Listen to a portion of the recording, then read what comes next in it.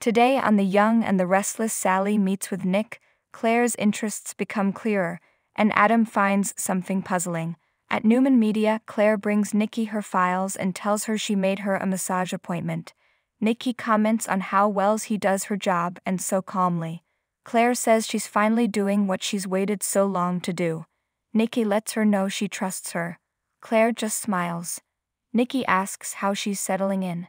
Claire says it's been a process and she's finding her way around Geno City. Nikki asks if she's looked up her friend from college. Claire relays they're playing phone tag, but she's made some new friends. Nikki is glad to hear it since she doesn't want her to leave.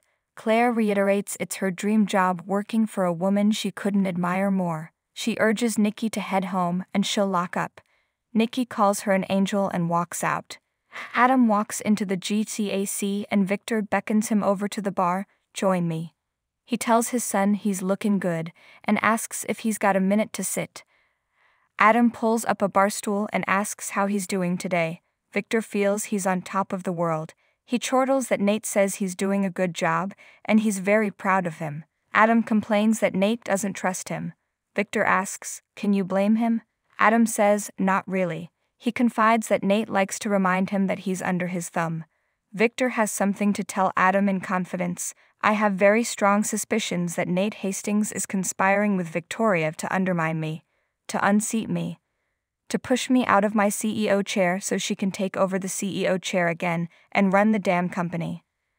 Adam nods that Nate is certainly ambitious, and Victoria obviously wants her title back.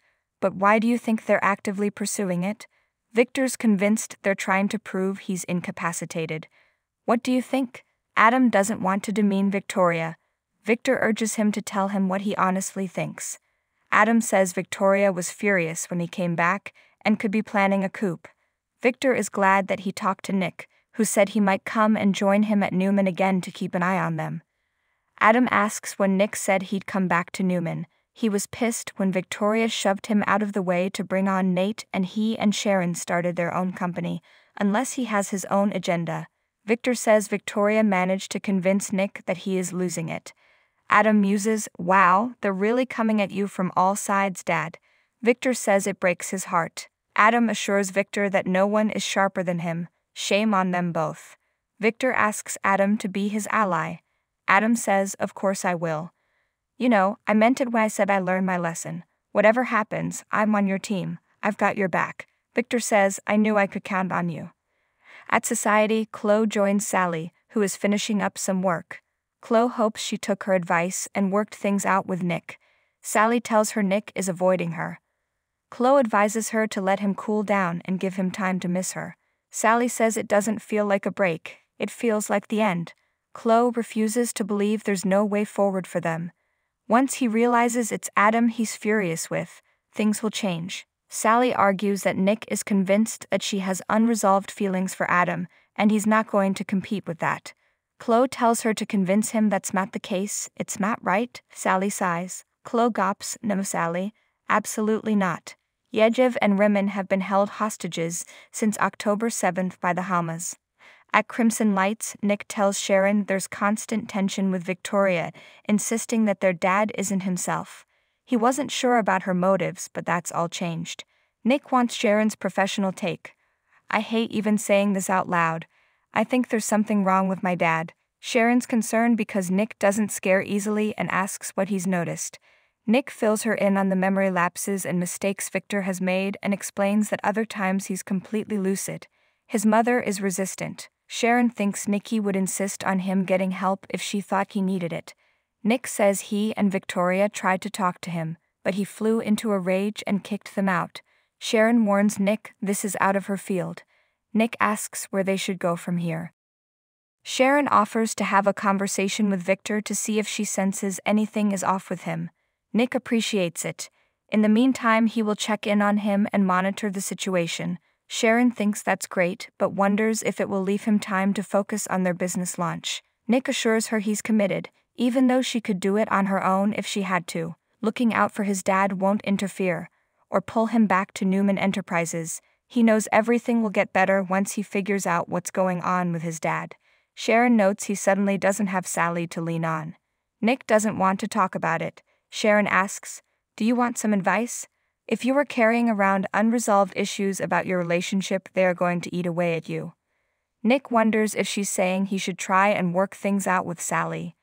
At society, Sally explains to Chloe that she just blurted it out to Adam that she wasn't over him. She regretted it immediately.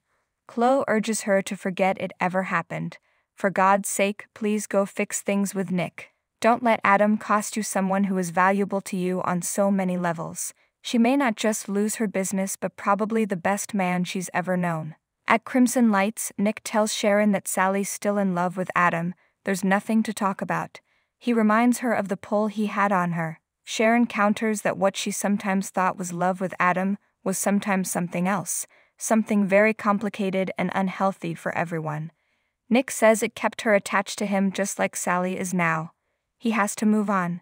Sharon's sorry it worked out like this. She asks if he'll still fund Sally's company. Nick isn't sure. On one hand, it keeps him tied to her, but it was his idea and pulling the funding seems like a very Adam thing to do. Sharon thinks he just owes her a conversation in case she's worried about losing everything. Nick decides she's right and thanks her. He calls Sally and asks to meet. At society, Sally tells Nick on the phone, "I'll be there." And Nick, "Thank you for calling." She disconnects and Chloe says, "See, that is a good guy." She thinks it's a good sign. Sally muses that at least she'll know more than she knows now. This meeting with Nick could change her life. At the jazz lounge, Nikki tells Victor how fortunate she is that Claire came into her life. She goes on, but Victor's totally distracted and not listening. Nikki realizes she's talking to herself. Victor is sorry, but he had a conversation with Adam earlier and planted the idea in his head that Victoria might be planning a coup with Nate. He thought he might be justified in thinking so and too quickly pledged his allegiance to him. He was trying to be convincing. Nikki hates this plan of his. People will be hurt, including you. He may find out things he doesn't want to know. Victor says he'll find out what he needs to know. Who will make the first move, Victoria or Adam? He's beginning to think he'll soon find out. At Newman Media, Claire tidies up Nikki's desk and pauses to look at the family photos on the desk, zeroing in on one of Nikki and Victoria. Sally walks into the GCAC and Adam is sitting at the bar. She walks over and he says he was going to call, but he figured she needed some time. Sally tells him, "Please don't." She informs him there is no future for them. Nick appears and Adam asks if he's there to meet her. Sally says he is and it's none of her concern. Adam reminds her he abandoned her and asks how there can be a future after what she said to him.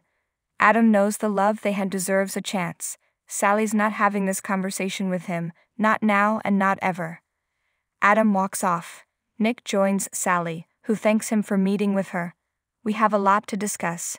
Nick is just there to have a professional conversation about her business startup. Sally guesses he's pulling the plug. I get it, you have lost faith in that too. In the jazz lounge, Nikki concedes that Victoria was furious when Victor came back and demoted her, but she's still his daughter. She would never betray him. If anyone is plotting against him, it's Adam. Victor supposes he'll find out soon enough. Adam enters the main office at Newman and pours himself a drink. He sits in the CEO chair and looks up at his dad's portrait, frowning. At the GTAC, Nick tells Sally he's not pulling out of her business. It's not who he is and he wanted to tell her that in person. He'll honor the financial commitment he made because even though things changed with him, his belief in her talent hasn't changed. Sally wonders how things got so off track with them. Nick says it wasn't because of him. He was excited about their relationship and the possibilities, but Adam was always there. She needs to figure out what she wants or she will never be happy. I knew exactly what I wanted. It's your confusion that has to be worked out. He can't keep doing this with her. In her suite, Claire pours a drink of wine and walks over to her nightstand. She pulls out a file folder and sits to open it. Inside is a dossier of articles about Nikki, Victoria, and the Newman family. In the jazz lounge, Nikki watches Victor stewing and texts Victoria to come to the ranch. I need to see you. In Victor's office, Adam searches through folders and in drawers. Finally, he happens upon a doodle pad with a drawing on it. Puzzled, he studies a spiral snake with a crown made up of his, Nick, and Victoria's names. Looking up at Victor's portrait, he muses, "What the hell is going on with you, Dad?"